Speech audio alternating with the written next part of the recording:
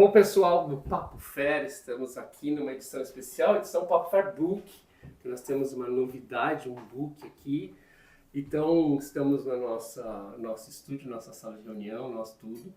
E hoje com dois amigos, não é de infância, mas é quase de infância, porque era uma quinta série aquele curso. Né? Era isso? Mas o curso da neurociência da Santa Casa, nossa especialização. Então, estou muito contente de receber Mel Hatz, André Rios, professores, vão falar deles aqui, para a gente lançar, né, e começar aqui o lançamento do livro deles, Como o Cérebro Aprende Melhor, um neurocarrossel de aprendizagem, da aprendizagem de alta performance. E aí eles vão explicar. Mas antes eu queria só que vocês se apresentassem para o nosso público aqui. Quem é Mel? Quem é André? Quem são vocês? Onde vivem atualmente?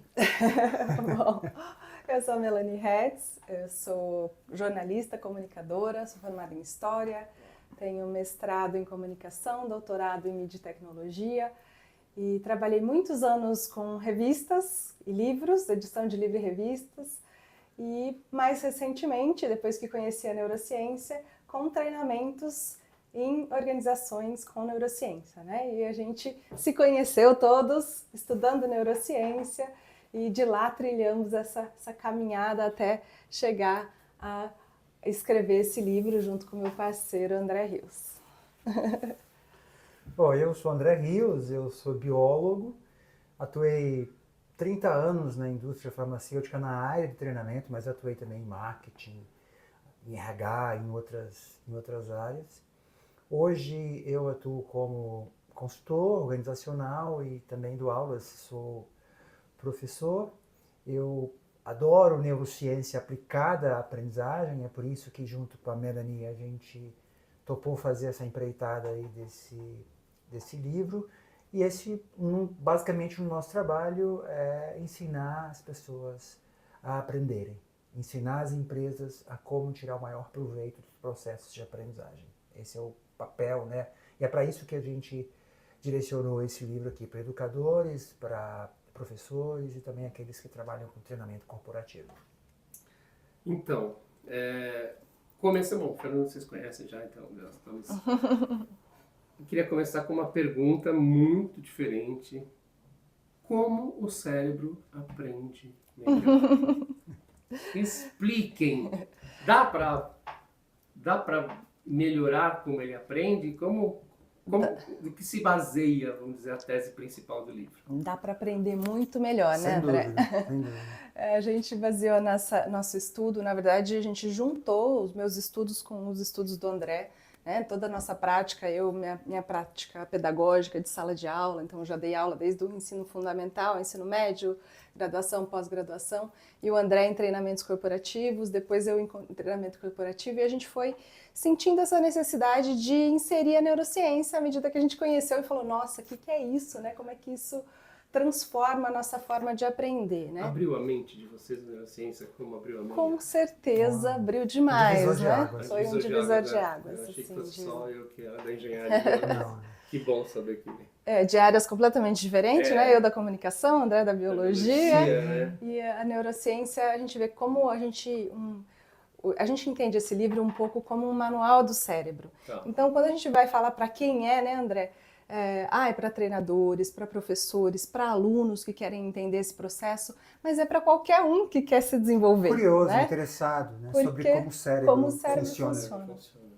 Então, essa questão de como o cérebro funciona, a gente tentou sintetizar, como se fosse essa analogia que a gente utiliza, né, do neurocarrossel, do cérebro como um carrossel, e ele tem vários cavalos rodando ao mesmo tempo que podem potencializar a aprendizagem.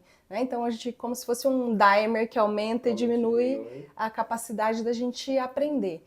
E nesse carrossel, a gente identificou 20 moduladores, que são fatores que influenciam o processo de aprendizagem. Exatamente. Então, por exemplo, a emoção é um dos fatores, a diversão, que você trabalha muito, né, Fê? A repetição, o erro, o feedback, a segurança psicológica, a conexão com o conhecimento anterior, a organização do conteúdo. Exatamente. Então são 20 e a gente agrupou esses 20 em 4 domínios, né, que é o foco neurodinâmico, a inteligência socioemocional, me ajuda, a neuroorganização Eu não lembro os 4. a... Peraí que fugiu. Vamos recorrer aqui. Neurodinâmico. Vamos pegar uma colinha. Deu branco. Bom, tudo bem, tudo bem. Vamos Aqui a pegar gente um... não corta, não edita, porque a gente é de verdade. É isso. Vamos lá, Mel. A memória, não é a memória? Ah, gente... não é memória, não, porque a memória está dentro dos... Ah, dentro. Mas, gente, como assim me deu? Eu já falei... Eles já. aí. São 4 O domínios. bem-estar generativo, né? E aí Como dentro... esquecer dele? Justo, bem-estar. Que aí a gente, no foco, a gente fala sobre a atenção, como a gente mobiliza a atenção com a novidade, né, André? Com o interesse, o quanto que o interesse é o plug que deixa a nossa atenção por mais tempo. A gente fala sobre o quanto a novidade é um imã que atrai a atenção. Então a gente fala de várias coisas sobre o foco. No bem-estar generativo a gente já trabalha com as questões de como as nosso bem-estar físico e mental interferem na aprendizagem. Então, o sono, o próprio bem-estar, o quanto a liberação de BDNF com o exercício físico potencializa a aprendizagem. O BDNF é uma proteína que é liberada pelo nosso corpo quando a gente faz exercício. E aí essa proteína ela vai fazer com que cresçam mais espículas no nosso neurônio, que vai aumentar as conexões entre os neurônios. Além de ser uma proteína que estimula a produção de novos neurônios. Exatamente. A proliferação de novos neurônios. Então, exercício físico a gente fala assim, não, é para se sentir bem, para baixar a ansiedade, estresse, mas a gente não sabe que o exercício físico melhora a memória. É uma coisa que as pessoas não têm essa relação direta, eu vou fazer exercício para melhorar a minha memória, né? Eu tenho esquecido porque eu justamente não faço exercício. O que mais, André?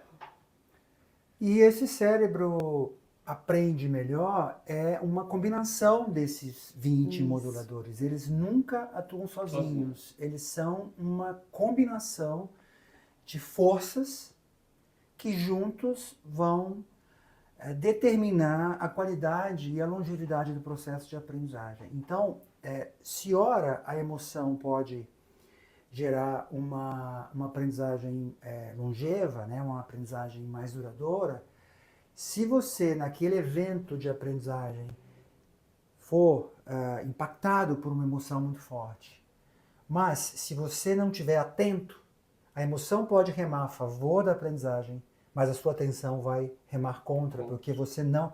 Então, são fatores que são difíceis de controlar todos ao mesmo tempo. Você consegue isolar certos fatores, como, por exemplo, o ambiente. Se você for aprender num ambiente muito ruidoso, barulhento, com muita estimulação visual, auditiva, a tendência é de que esses estímulos compitam com a tua capacidade de absorver informação do ponto de vista racional.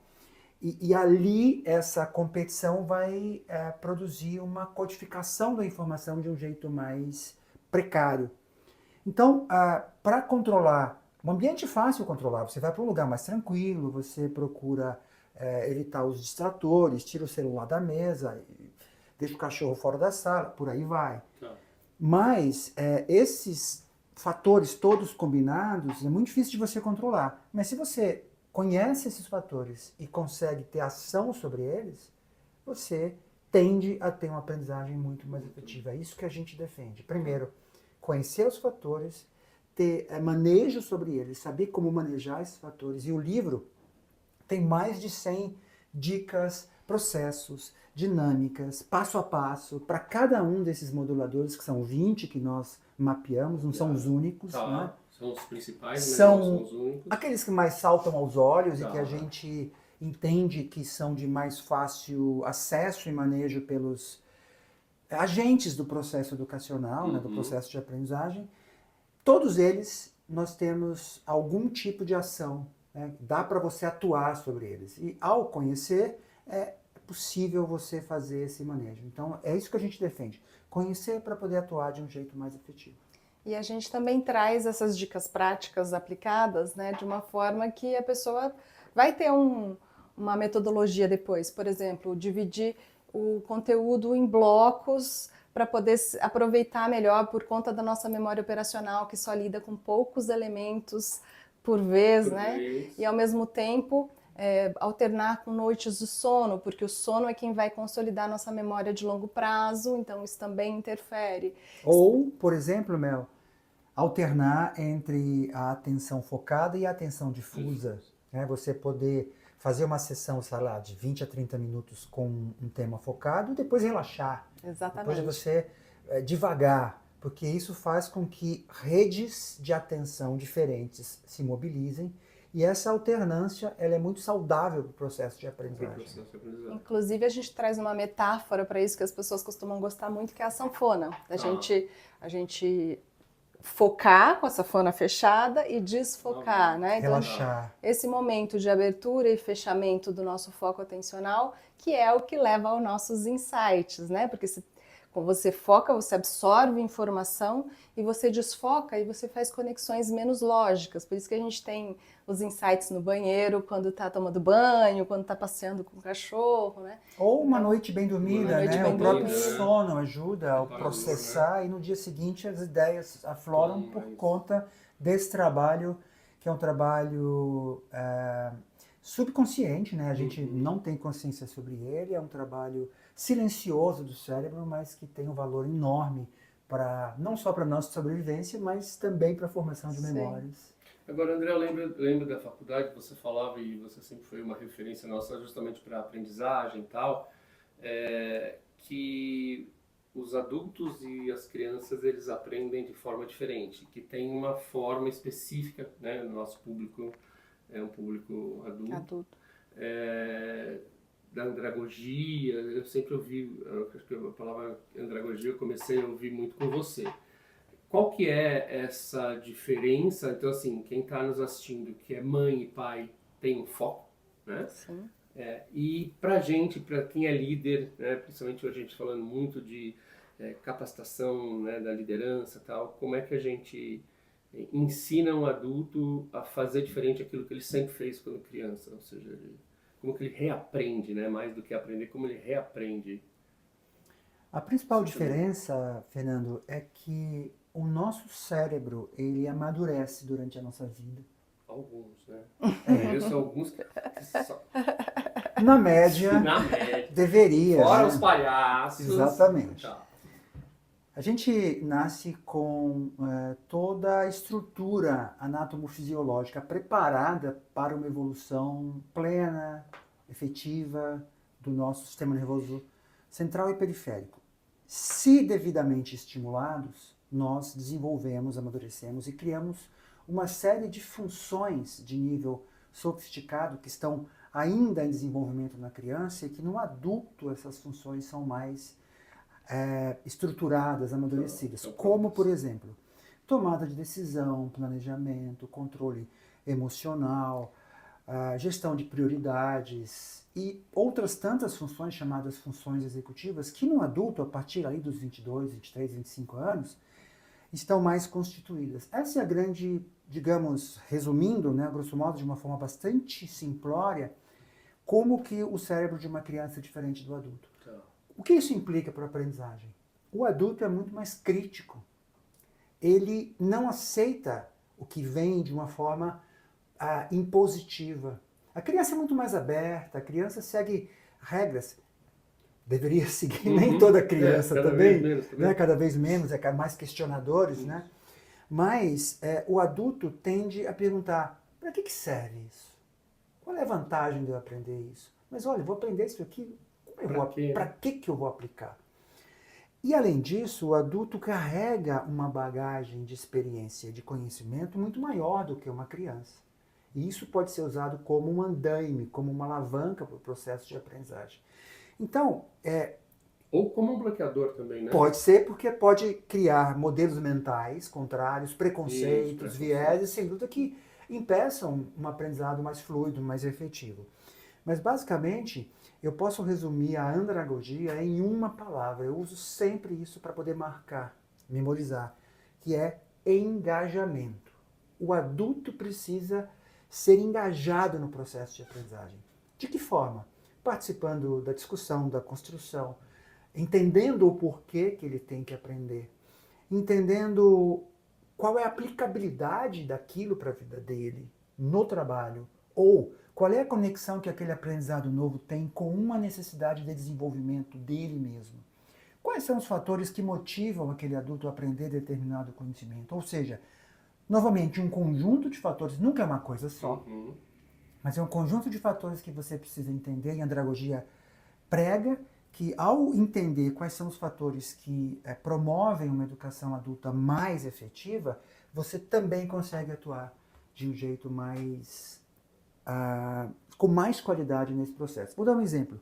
O simples fato de você ter uma conversa de carreira com um adulto para entender quais são os planos de desenvolvimento para ele nos próximos anos, isso por si só já eleva o seu nível de autoconsciência sobre o que é necessário desenvolver para chegar nessa meta. Isso é um dos pilares da andragogia, que é o adulto reconhecer que ele precisa aprender alguma coisa nova. Ele concordar também. Concordar. Né? Se ele tem esse pacto, que é um pacto, na verdade, consigo mesmo, ele vai se motivar para poder aprender. A motivação é um outro princípio da andragogia, que estão todos interconectados. Então, tendo consciência disso, é muito mais fácil um educador chegar em sala de aula e evitar simplesmente entregar um conteúdo de uma forma transmissiva para o adulto. Que é o que acontece com as crianças. Exatamente. Né? Mas mesmo para adultos, né? A gente vê hoje muitas universidades, escolas, colocando o conteúdo de uma forma fria, transmissiva. Né? Sem nenhum tipo de interação, né? Sem entender o contexto, sem entender a aplicabilidade, sem ouvir, né, os aprendizes. Então, essa é basicamente a grande diferença. E diferentemente das crianças, né, André, os adultos, eles já têm uma rede de conexões, umas trilhas neurais muito bem estabelecidas, né? Então, a criança, a gente fala de quanto a criança tem esse mito de que a criança aprende melhor, mais fácil do que o adulto, né? E, na verdade, aprendem de formas diferentes, porque a criança, ela absorve a informação muito fácil, porque ela não tem ainda tanta coisa no HD dela, na memória está mais livre, então a gente tem uma absorção maior de informação, mas ao mesmo tempo ela não tem tanta memória lá para suportar, e a gente precisa dessas conexões com as nossas memórias já estabelecidas para que o conhecimento faça sentido e seja incorporado na memória de forma mais definitiva, né?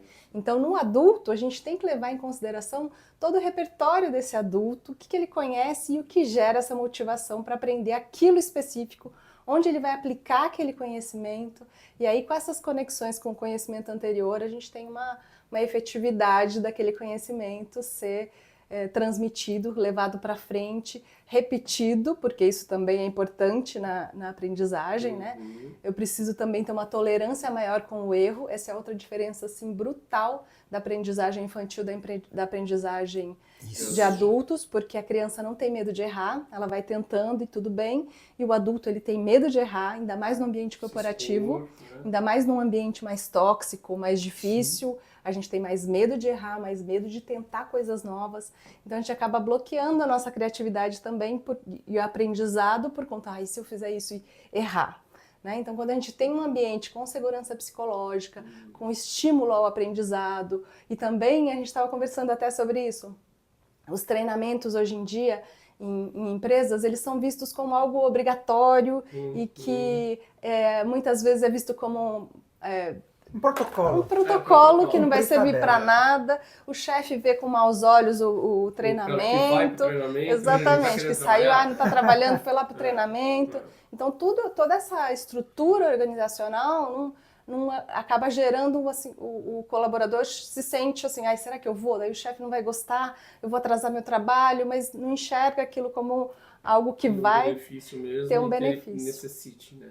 Exatamente. Então, a gente criar também esses ambientes que são mais favoráveis ao erro. É lógico que ninguém vai estimular erro, mas estimular a criatividade, estimular outras formas de fazer para ver se dá certo. E entender melhor esse erro, acolher mais como um erro coletivo do que como um erro individual, né? Tudo isso faz muita diferença para a aprendizagem e para o sucesso de uma equipe, para a performance. Que basicamente o nosso livro fala sobre isso, sobre aprendizagem de alta performance, como que a gente faz para atingir um alto nível levando em consideração nosso entendimento de performance, né, André? Que não é você estar lá no topo, do topo, no topo, mas que você precisa de esforço e descanso, de rotina e novidade, você precisa focar e desfocar. A gente tem várias ondas, né? A gente fala que a performance vem em ondas, porque a gente só consegue ter um rendimento em longo prazo sem entrar em burnout, sem ter crise de pânico, sem ter um esgotamento, quando a gente consegue fazer esse balanceamento. Inclusive, aproveitando o gancho, já dando um spoiler aqui, a sua pergunta é muito pertinente, que quando a gente começou a desenhar esse livro, a ideia nossa era de incluir uma parte falando especificamente sobre a educação de adultos. Tá. Mas o livro começou a ficar tão grande, né, tão robusto, né? Ele tá um livrão, aqueles que param em pé mesmo, né? Ia dar umas Muito bom. 800 páginas que a gente falou, vamos dividir em 2. E eu já vou contar aqui que o próximo volume vem aí um livro que como o adulto aprende, como o cérebro adulto aprende melhor. Daí a gente vai aprofundar a andragogia. Esse aqui de fato serve para todo mundo, né, para toda a aprendizagem humana, mas a gente quer focar no próximo volume. Exatamente. Isso é muito bom. Porque eu lembrava, né, de a gente ter falado sobre isso. E, obviamente, que para o mundo corporativo tem essas diferenças, embora cada vez, quando você fala de neurociência, você sempre tem uma mãe ou um pai que fala, escuta, o meu filho, não sei o quê.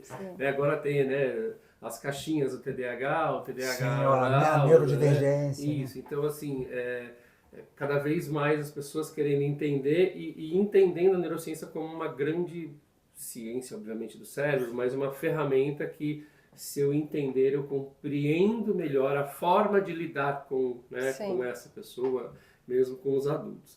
Mas eu queria fazer uma pergunta, e agora mais também para a Mel, o quanto o papel da comunicação, né, e de uma comunicação correta, principalmente entre líderes e liderados, ou entre pares e tal, quanto a comunicação também contribui para o aprendizado, ela é uma desses pilares, como que um líder ou como que uma pessoa mais no top, como que ela deve prestar atenção na comunicação para melhorar a aprendizagem e a segurança psicológica dentro do time. No livro a gente trabalha com a interação, né? E a comunicação está ali dentro da interação, né? Porque a comunicação, quanto mais clareza a gente tem das mensagens, quanto mais transparência e também quanto mais a gente consegue regular nossas emoções antes de se expressar e reconhecer as expressões do outro para interagir de uma forma que você consiga ver se ele está num estado emocional diferente, ver se ele está numa hora que ele vai te escutar, porque quando a gente está muito emocionado, a gente tem um rebaixamento. Estou explicando para o santo aqui, né? Para quem já entende, né? Mas para quem está lá do outro lado e pode ter dúvida, a gente tem um rebaixamento do córtex pré-frontal e não consegue raciocinar direito, né? Por isso que dá branco na prova, dá branco na apresentação no trabalho. Por isso que a gente explode às vezes. Ou congela. Congela, né? Então, tudo isso, quando a gente consegue ter esse reconhecimento das emoções e nomear nossas emoções, trazendo isso para a parte mais racional do nosso cérebro, a gente consegue se expressar com muito mais clareza, ter uma conexão muito melhor do outro lado e também proporcionar um ambiente de maior segurança psicológica, porque eu não tenho que ficar interpretando o que o outro falou e enviesando, né? Então, quando a gente consegue se controlar melhor e quando todo mundo, né? Porque isso é uma coisa que, quando a gente consegue, uma pessoa tem um bom autocontrole num grupo, num time, talvez não faça tanta diferença. Lógico que faz, né? Porque interfere, influencia os outros, as pessoas procuram ela para ser um mediador, né? Mas, ao mesmo tempo, quando a gente tem um treinamento para um time, por exemplo, e todo mundo entende esse processo e consegue reconhecer as próprias emoções, a gente consegue ter uma capacidade de comunicação muito maior e isso agiliza muito em termos de conflito, em termos de comprometimento um com o outro, aumento dos laços de confiança. E quando a gente tem esses laços de confiança, a gente libera ocitocina, se sente num ambiente seguro, isso leva a um time com maior comprometimento. E o neurocientista Paul Zak já diria que a confiança gera lucro, né? Porque a gente acaba se comprometendo mais com o outro, se dedicando mais. Não, você pode faltar hoje que eu substituo você, você vem na semana que vem, ou eu não concordo com você nisso, mas eu me comprometo a ir junto com você, né? Eu tenho um posicionamento diferente, mas vamos dessa vez nesse sentido, depois na próxima você me apoia. Então a gente consegue muito mais essa interação, né? essa coesão do time e também a valorização dos diferentes talentos, por você enxergar, porque quando a gente vive nesse modo sobrevivência que a gente tem nas empresas, luta ou fuga sempre, né? luta ou fuga a todo momento, você não consegue raciocinar e tá sempre na defesa. Então, se o outro vem falar uma coisa diferente de você, já vai com as duas pedras no peito, né? Então, assim, a gente também aprender a lidar melhor com a comunicação e com a interação é muito importante. E para a aprendizagem, a interação é fundamental, porque quanto mais a gente debate sobre um assunto, a gente vai acrescentando informações, pontos de vista, modos, ângulos, e aí a gente consolida essa memória de uma forma muito mais efetiva na memória, né? Então é importante a gente ter esse olhar também para as lideranças em termos de comunicação, de interação, de como a gente pode, com a neurociência, potencializar isso. O próprio modelo, né, de sala de aula, assim, por exemplo, né, e a gente vê até esse modelo, né, de plateia, de aluno e tal, nas corporações.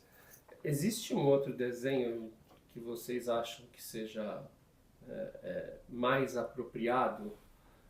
Sei lá, uma mesa redonda, ou sentar em círculo, ou alguma coisa assim, esses desenhos também podem ajudar? Porque eu sempre escutava que é muito chato você participar de um treinamento que um fica fazendo papel de estrela e um monte fica fazendo estrela no papel. É verdade. Como seria um bom desenho, né, por exemplo, para uma empresa que precisa treinar lá, fazer um letramento sobre saúde mental, sobre gestão emocional, né, que é uma das coisas que estão em voga aí por causa de NR1, todas essas coisas. Como seria um bom modelo de um letramento onde todo mundo precisa aprender? Não sei se tem um que ensina e o resto aprende. Olha, eu diria que a metodologia ela pode variar. Você pode fazer de diversas formas. Eu falo o desenho em si da estratégia. Tá. Mas, qualquer que seja a metodologia que você use, no meu modo de ver, existe um conceito que ele é central e deveria ser perseguido, que é o conceito de co-construção. Co-construção. Co-construção do conhecimento. Tá. Lembra que eu falei do engajamento? Uhum. O engajamento passa também por você elevar o interesse, a participação, mas fazer com que os aprendizes, especialmente nos ambientes corporativos, num ambiente em que aquele aprendizado vai descambar para um resultado de negócio, né, um resultado prático da função que aquele profissional, né? Um retorno sobre um retorno, exatamente. O aprendiz, ele precisa sair da experiência com a sensação de que ele apenas não recebeu o conhecimento, ele ajudou a construir. Ele contribuiu também. Ele contribuiu e o conhecimento é fruto dessa troca, entre o instrutor, entre o aprendiz e entre os seus pares, porque aí entra na interação, que é o que a Mel acabou de falar, que é o processo dialético ali de você construir o seu conhecimento. Então, Fernando, qualquer que seja a metodologia que tem esse princípio como a essência, eu entendo, e qualquer que seja, mesa redonda, uma discussão em grupo, uma estratégia de aprender por projetos, ou um design thinking, ou aprender via por problemas, né, a PBL, desde que você tenha esse princípio como essência e que considere o aprendiz com as suas necessidades, mas também fundamentalmente com aquilo que ele já traz para a arena de aprendizagem, eu tendo a crer que é mais efetiva do que aquele treinamento clássico que a gente viveu, que é alguém que já chega com o conteúdo pronto, aplica a metodologia, você tem que fazer assim e ir embora. Agora vamos avaliar se você aprendeu. É emboring, né? Não é embora, né? Exatamente. Emboring. Quer complementar, dali, né? Mel? Eu só ia complementar que a gente tem um modelinho, inclusive, aqui, Mostra para eles lá. Isso. É a nossa neuroaula Espinha de Peixe, que a gente fez uma sugestão de uma aula de como construir uma aula, né? Engajadora. Tá. Então a gente começa com a cabeça do peixe, tem 3 estágios, que seria a atração atencional, então você provocar aquele público, aquela equipe com uma curiosidade, com uma história, com algum problema que está vigente ali na equipe, então deixar todo mundo ali engajado. Depois, a gente fazer uma ativação das memórias e do repertório de quem já está lá. Então a gente pega e fala, o que você pode contribuir para esse assunto, ou tragam para já previamente para como a gente faz com a sala de aula invertida, né, na metodologia da sala de aula invertida, quais são as vivências, porque a partir daí você vai conectar o que você está trazendo com o repertório das pessoas. E aí sim você vai apresentar o conteúdo estruturado de uma forma que incorpore essas contribuições dos participantes e numa forma que seja inteligível como uma espinha no peixe. Então, vários tópicos para ser mais fácil de absorver pelo cérebro. Do mais geral para o mais específico. E com uma linha condutora, que é a espinha do peixe, né? E depois, no final, aí você vai partir para ativação desse conteúdo pela interação. Então, chegamos a esses tópicos aqui. Como vamos discutir isso? Que soluções a gente tem? Agora, como que a gente sintetiza isso? Aí a gente vai para a aplicação prática. Como que a gente aplica tudo isso? E, finalmente, um resumo final visual consolidador. Aí a gente faz um mapa mental, ou a gente faz um círculo, a gente faz um organograma, a gente sintetiza aquilo de uma forma fácil de ser absorvida pelo nosso cérebro.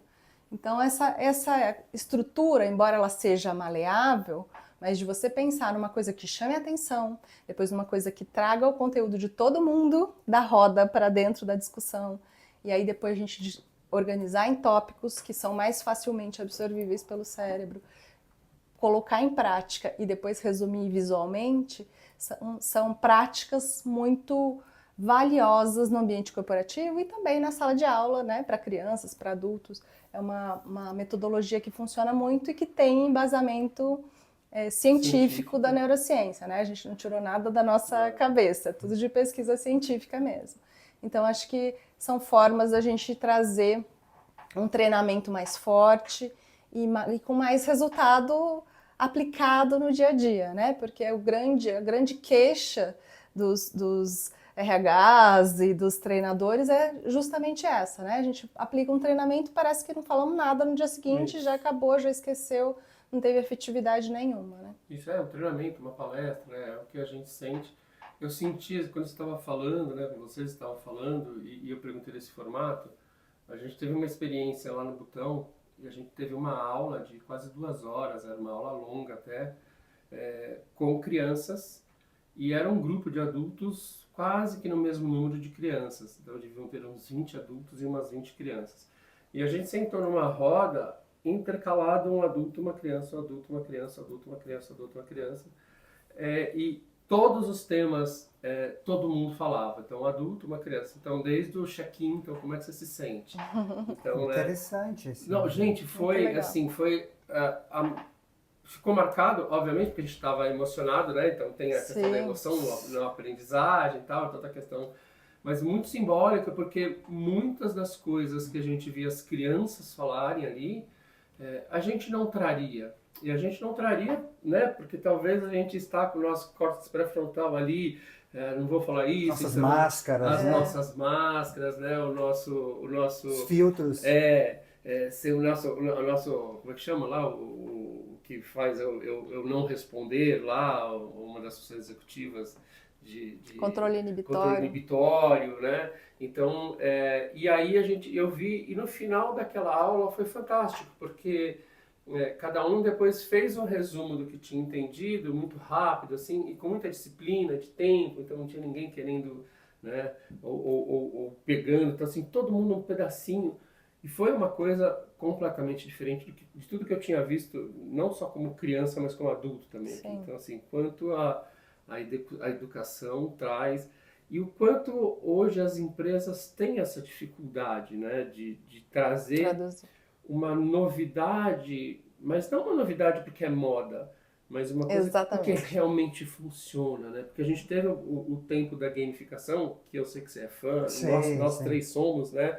Mas assim, eu fico triste porque passou, né? E por que será que passou? Porque a gente não foi competente, por exemplo, com gamificação, num momento onde, né, até a questão da IA, toda essa questão... Eu acho que o grande ponto é que as empresas enxergaram a gamificação só como diversão, assim, como alguma coisa que a gente não pode realmente aprender, era para divertir, né?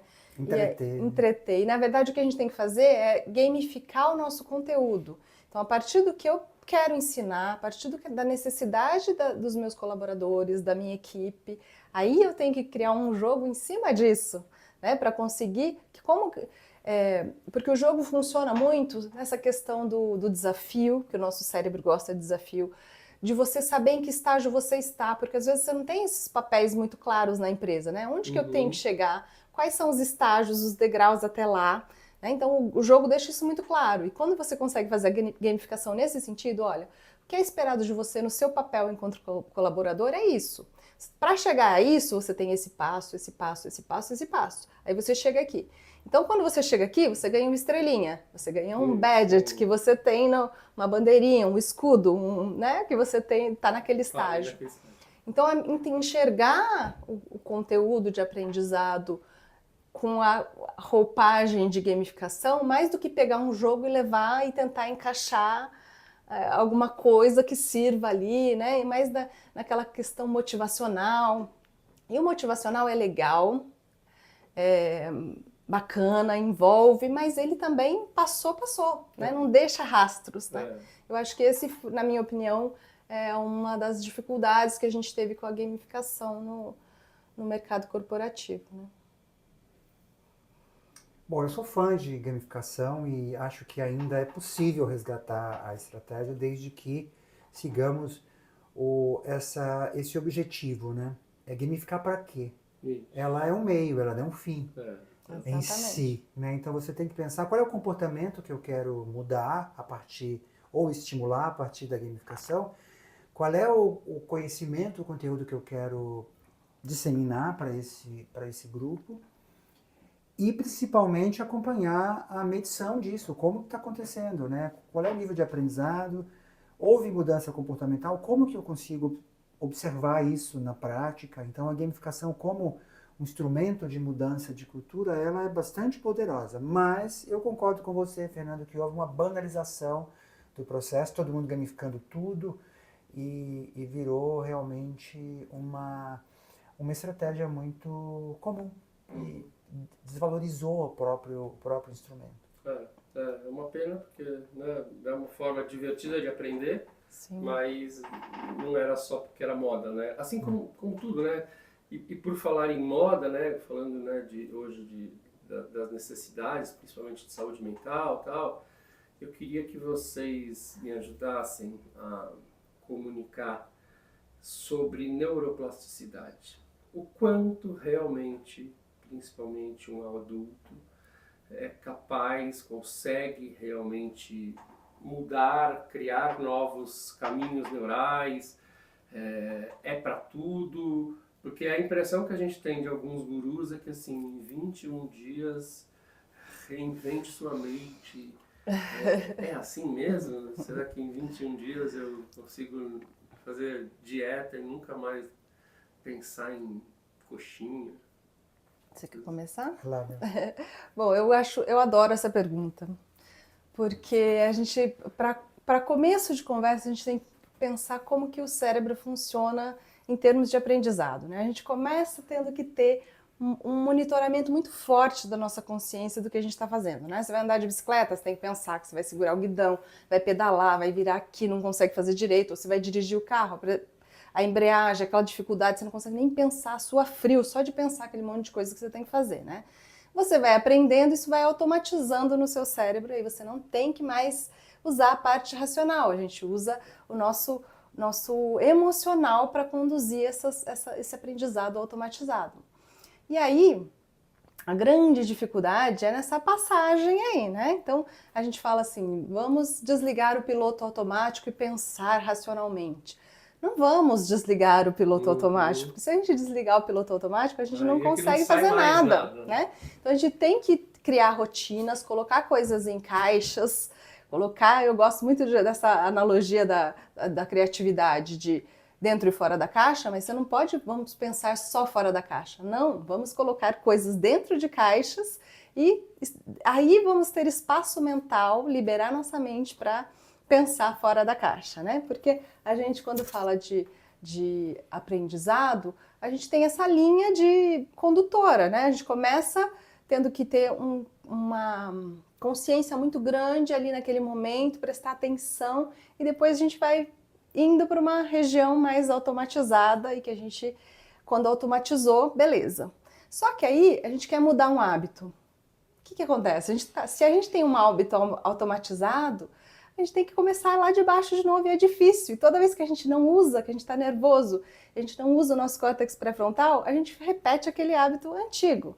Né? Então, por isso que a gente fala no vício, por exemplo, que é muito melhor você, em vez de tirar um vício, substituir ele com outra coisa, né? Substituir por outra tarefa justamente por conta dessa lacuna. Então, os 21 dias, a gente nunca pode falar de 21 dias se foi um hábito que a gente construiu ao longo de uma vida. Se for um hábito recente, pode até ser que com 21 dias você consiga realmente transformar, mas a gente não pode generalizar. Tudo que levou muito tempo para ser consolidado, repetido, a gente também leva muito tempo para reconstruir, né? E exige um querer muito forte, porque cansa, envolve esforço mental, envolve disciplina para conseguir transformar. Decepção, né? Decepção. Você vai e volta várias vezes. Exatamente, né? Envolve erro, aí depois você, emocionalmente desgastado, volta a repetir aquele mesmo hábito. Então, é uma construção, né? Não dá pra gente abandonar. Então, essa linha do conhecimento básico que a gente está aprendendo no início, a gente tem muito esforço mental. Aí a gente tem uma linha no metade do caminho, que é um conhecimento mediano, que você ainda tem um desafio, é legal, é interessante, você ainda não domina tudo, então você tem um peso mais ou menos de atenção naquilo e uma dificuldade mediana. Depois, quando você já tem muita habilidade, também começa a ficar meio enfadonha aquela tarefa, né? Então a gente começa a fazer com os pés nas costas, já não aguenta mais fazer aquilo, começa a ficar repetitivo. A gente precisa também, no aprendizado, saber dosar isso, de quanto de novidade e o quanto de rotineiro tem naquela tarefa, naquele aprendizado, para a gente poder chegar numa performance melhor. Né? Imagine que essa parte do cérebro, não o cérebro inteiro, vou fazer uma analogia aqui, trabalhasse como se fosse um computador, com programas pré-definidos. Programas esses que a gente já nasce com alguns e outros a gente escreve ao longo da nossa vida, que é esse processo de aprendizagem motora e por automatização, como o exemplo que a Mel aqui trouxe. Esses programas, eles rodam de forma automatizada cada vez que você tem um estímulo ambiental que necessite aquele determinado comportamento para você agir. Reescrever esses programas dá trabalho, porque eles estão muito consolidados, são programas robustos e como foram repetidos muitas vezes, eles estão ali consagrados e o cérebro roda de forma automatizada. Há estudos que mostram que para você mudar um hábito desse comum da nossa vida, é necessário que você repita um novo hábito em torno de 40 a 60 vezes. Mas não no mesmo dia, ao longo de um tempo, né? Para que o teu cérebro, uma área que é bastante envolvida nesse processo, né, de mudança de hábito, né, de repetição, é o cerebelo, não é nem o córtex pré-frontal. O cerebelo, ele cuida muito da gestão desses processos automatizados, né, motores, mas também ligados com o aprendizado, porque o cerebelo ele é capaz, de à medida em que você repete o hábito novo que você quer sobrescrever sobre aquele anterior, ele entende que aquela é uma nova via preferencial e passa a desprivilegiar as vias antigas e desfazer essas conexões sinápticas das vias antigas e escrever um novo código, porque é codificação, por isso essa analogia com o código de computador, exatamente, né? É uma nova codificação, só que isso dá trabalho, isso é custoso, isso é contranatural, porque o natural, o que dá prazer para você é fazer do jeito que você sempre fez. Então, deixa fluir. É isso que vai te dar aquela dose de dopamina, porque é assim que eu me acostumei a fazer. Não vou tirar do meu hábito, né? E você sair dali, sair do sofá, do controle remoto, para ir poder fazer um exercício físico, requer um gasto de energia, requer que você se mexa, e isso dói. E toda vez que o cérebro entende uma atitude como dor, e aí evita. Então, é um sacerdócio, é uma repetição, é você precisar, de fato, mudar o teu modelo mental. Isso só é possível por meio de repetição desse novo hábito que você queira introduzir. Inclusive, no nosso livro, a gente faz uma analogia do erro com um cone de sinalização de trânsito. Tá. Porque ele mostra onde está errado, a via que você não deve ir. Então, você vai descartando possibilidades e isso te aproxima do acerto. Embora a gente não goste de errar, o erro faz parte do processo de aprendizagem. É o feedback, né? A retroalimentação. Exatamente. No processo. E aí, por falar, a gente está chegando já no... Né, passa muito rápido, né? A gente voa, né? Você falou, né, dessa área. Qual, para vocês dois, qual é a área queridinha de vocês do livro? Não do cérebro, mas do livro. Qual é uma área, assim, que você falasse assim, putz, eu tenho tempo agora para ler 5 minutos. O que você fala assim? Então, leia... E você também, André. Então, leia... Eu sei que é o xodó de vocês dois, é o filho adotivo de Mel e André. O livro a gente dividiu em 3 partes, né? A primeira parte a gente fala dos desafios de aprendizagem. Então, como a gente tem uma dificuldade de focar hoje, de multitarefas, a dificuldade de absorver coisas da neurociência e aplicar, porque é muito difícil transmitir uma coisa de laboratório para uma coisa vida real, né? E outros desafios aí, como a volatilidade do conhecimento, que a gente vive muito na areia movediça, né? Então a gente aprendeu uma coisa hoje, amanhã já não vale, e isso gera uma angústia no ser humano, porque a gente está sempre... O nosso cérebro é um caçador de novidade, então a gente não consegue ficar parado, vai atrás da novidade, só que a gente se esgota, né? Então a primeira parte é essa. A segunda a gente fala sobre as engrenagens do cérebro, então a gente fala de memória, a gente fala de funções executivas, a gente fala de linguagem, criatividade. Inclusive a gente tem um método de criatividade próprio que a gente criou baseado em neurociência que chama saideira e que alterna momentos de focar e desfocar.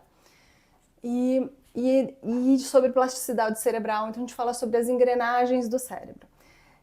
E a terceira parte são os moduladores, que aí realmente são os moduladores de aprendizagem, são esses 20 elementos, os 20 cavalos que sobem e descem em interação, né?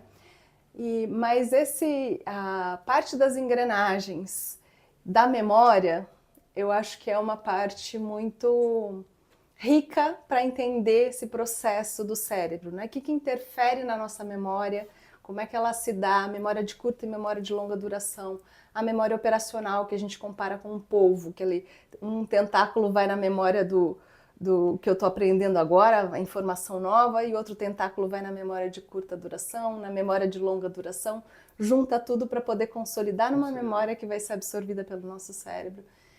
E eu sou apaixonada por memória, assim, então desde novinha, né, desde formada, ainda na faculdade, comecei a estudar memória e acho um assunto extremamente rico e que tem muito a ver com performance, que tem muito a ver com aprendizagem.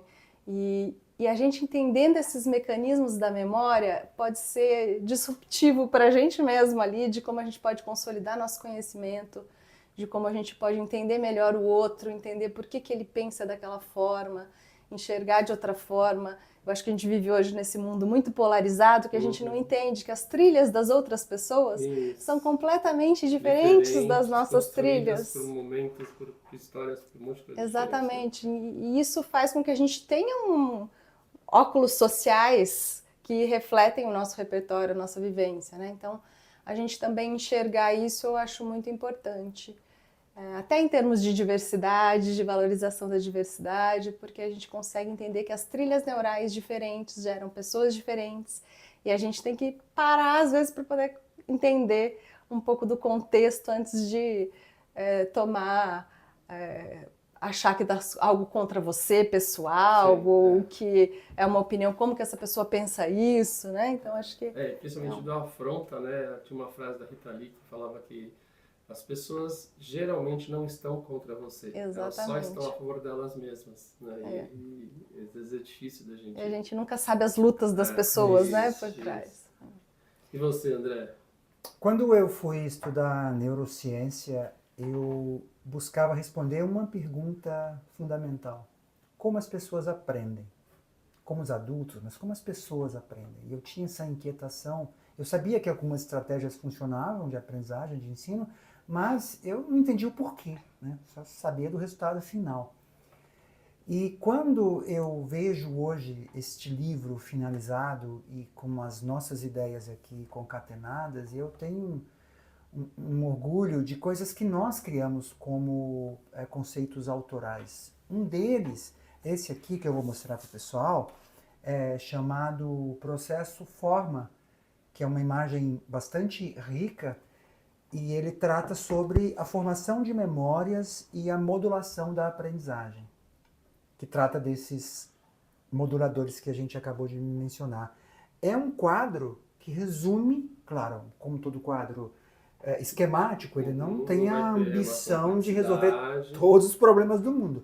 Mas de uma forma bastante visual e sintética, ele mostra como nós aprendemos desde o estímulo sensorial até o esquecimento, passando pela codificação de memórias, passando pela memória de trabalho e por aí vai. Então, esse insight que nós tivemos de criar, claro que nós criamos com base em toda uma referência científica prévia, baseada em vários autores que são especialistas em processo de aprendizagem, pegando uma ideia dele aqui, outro acolá, e formando esse novo quadro, esse novo esquema, que é uma contribuição autoral nossa. A outra, eu tenho muito orgulho dessa proposta que eu e a Melanie criamos do neurocarrossel da aprendizagem, porque é um jeito inovador de você olhar para o processo de aprendizagem como sendo um processo complexo, multifatorial, e que é possível você atuar desde que você conheça esses fatores que são impactantes no processo de aprendizagem. Então, tudo gira em torno de como o cérebro aprende e quais são essas variáveis que nós podemos mexer para poder tornar a aprendizagem mais efetiva. Inclusive no carrossel, a gente faz para cada modulador, a gente tem uma metáfora que representa esse modulador. Então, por exemplo, a atenção é a lupa, a emoção é a cola. A emoção é a cola, porque se a memória rola, se a emoção rola, a memória cola. Então, a gente criou várias rimas com isso, várias metáforas, porque a gente acredita que isso tem a ver com o aprendizado também. Um dos moduladores é a imagem, e a gente, quando tem 1/3 do nosso cérebro dedicado à imagem, a gente acaba tendo uma facilidade de absorver informação. E é o Fast Pass, né? É o Fast Pass, o ícone da imagem é o Fast Pass, que é o passe rápido da informação no nosso cérebro, né? Então, cada um desses moduladores a gente criou como o erro é o cone, como a interação é a rede. É a rede, a interação, a segurança psicológica é a rede, a interação é o laço. Tudo tem a ver para você conseguir conectar com o conhecimento. E uma informação visual também. Então a gente tentou construir o livro com base nos nossos conhecimentos também, já mostrar de alguma forma como as pessoas podem transformar os conteúdos delas em algo mais palatável, mais fácil de ser absorvido e, mais do que isso, que impacte nas memórias e seja guardado e transmitido ao longo do tempo, né? Porque eu acho que o grande desafio da aprendizagem é esse. Não ser uma coisa que não vai ser para sempre, porque hoje as informações mudam, as coisas mudam, mas que seja algo que realmente tenha um impacto e possa ser apropriado pela pessoa de uma forma mais eficiente, né? E aí, últimos conselhos. Por que ler esse livro? Ler esse livro se você quer aprender como o seu cérebro aprende e melhorar os seus resultados, porque eu acho que a aprendizagem... Aliás, eu ia comentar isso, né? Você perguntou sobre aprendizagem ao longo da vida e quando você estava perguntando para o André sobre adulto, eu acabei esquecendo de comentar. Eu acho que a grande mensagem desse livro é que a gente pode aprender a vida toda. a gente tem algumas mínimas janelas de aprendizagem que são perdidas, né? Alguns sons das línguas estrangeiras que a gente perde na infância após as podas neurais, mas o restante, acho que a nossa mensagem é essa: você pode aprender qualquer coisa. Lógico que tem, desde que você queira, que é muito importante, desde que você se dedique, desde que você repita, né? Então, assim, acho que é fundamental. Mas a gente aprende ao longo de toda a vida, até as idades mais avançadas, você pode continuar aprendendo, fazendo diferente, e isso vai ajudar o seu cérebro também a se conectar, a se manter ativo e saudável, né? O que é muito importante, mais longevo. A gente está vivendo cada vez mais, né? Exatamente. Mas não necessariamente cada vez melhor, né? Então, eu acho que a gente tem esse desafio, né? Por exemplo, a gente vê agora que os super-agers, né, essa pesquisa das pessoas acima de 80 anos, que têm memórias de 40, 30, eles têm uma das coisas que a gente considera muito importante, que é a escrita à mão. Inclusive, a gente cita isso, o quanto que a escrita à mão ajuda a gente a ter mais atenção e maior retenção do conhecimento. E os super-agers são pessoas que fazem cartas, diários, e tem registros escritos à mão, pelo menos de 15 minutos por dia, e isso mantém a memória muito forte. Então, eu acho que a gente pensar nessas questões também da longevidade, aprendendo e ativa, em comunicação com as pessoas, é muito importante, né? Muito bom. E você, André? No meu caso, a nossa proposta é desmistificar o processo de aprendizagem cerebral. A gente abre essa caixola do cérebro, mostra a intimidade do cérebro no seu funcionamento, e de uma forma muito simples, de uma forma muito didática, com uma linguagem clara, com uma linguagem não científica, embora a gente cite a ciência o tempo inteiro, mas é uma linguagem fluida, simples de entender, com muita metáfora, acessível. Qualquer um, né? Então a gente quer primeiro, no primeiro momento, abrir essa caixa, esse mistério que é essa caixa preta, né, do cérebro, e a partir dali, à medida em que a gente evolui no conhecimento do processamento cerebral, a gente segue para entender como é possível interferir nessas engrenagens, nesse processo, por meio dessas estratégias, desses moduladores. Então, esse livro aqui ele é dedicado, primeiramente, para todo o ser humano que quer entender como o seu cérebro funciona, para todo curioso, interessado em aprendizagem, mas também ele tem muito valor para quem quer ensinar e quem quer aprender. Então vale para educadores, instrutores, treinadores, aqueles que querem fazer um concurso e querem entender estratégias de aprendizagem rápida e efetivas. Então vale para quem quer aprender, para quem quer ensinar. Super recomendável. O Ritalina da livraria. A última coisa que eu queria... A última coisa que eu queria comentar, Fer, é que a gente não pretende ser um livro definitivo. Ele é, na verdade, um convite para se pensar sobre o aprendizado. Né? Então, a gente espera que as pessoas leiam, debatam, tragam ideias contrárias também, tragam contribuições e que a gente consiga, a partir daí, fazer alguma transformaçãozinha, mesmo que seja mínima, em termos de aprendizagem organizacional ou aprendizagem nas escolas, que a gente possa ter alguma contribuição nesse sentido para a educação. Nós dois somos filhos de educadoras, né? Minha mãe é professora, a mãe do André, minhas tias, minhas irmãs, minhas primas, enfim, eu dei aula durante muito tempo. Essa relação com a docência, com os treinadores, com os professores, a gente sempre teve uma relação muito forte. Então, é de uma certa forma um agradecimento nosso para os nossos professores, um tributo aos nossos professores, e um estímulo ao que os outros professores, os próximos, tenham uma ferramenta a mais de trabalho para poder transformar a educação no nosso país, né? Muito bom. Esse aqui é meu, né? Mas presente. Quem quiser, já está dedicatório aqui, Isso. Mas quem quiser comprar, quais são as redes de vocês? Acho que tem rede do livro também, onde que se encontra? Por enquanto a gente está com o livro digital na Amazon, só procurar como Cérebro Aprende Melhor, já está disponível lá, inclusive. E o livro físico a gente vai ter em breve, mas a gente pode deixar o contato da nossa arroba do Instagram, que a gente vai estar vendendo por lá, que é Como o Cérebro Aprende Melhor. Não, Como o Cérebro Aprende, desculpa. Arroba Como o Cérebro Aprende, que já vamos No ter Insta. em breve. No Insta. No Vai Insta. Vai Isso. aqui, É. colocar nos geradores de caracteres. Como o E os cérebro... nossos pessoais, Isso, né? e Arroba vocês? professor André Rios. No Insta. E No arroba Insta. Melhats. E no LinkedIn? No Pode link. buscar como André Rios, que vai ser fácil encontrar. André Rios Training é o link direto para minha página. E Melanie Hetz, o meu LinkedIn. Gente, muito obrigado pelo livro, muito obrigado pelo papo. Sempre Nós é que muito- agradecemos essa gentileza. Sempre sentimos saudade, né, das nossas Sim, nossas muito bom. memórias Sim. conjuntas, construídas. Das nossas... Obrigada, Fê, Eu que pela agradeço oportunidade. vocês. Sempre um prazer estar aqui com você. Sempre muito bom receber vocês. de Obrigada. coração. Tchau. Um abraço. Tchau, gente. pessoal. Obrigada.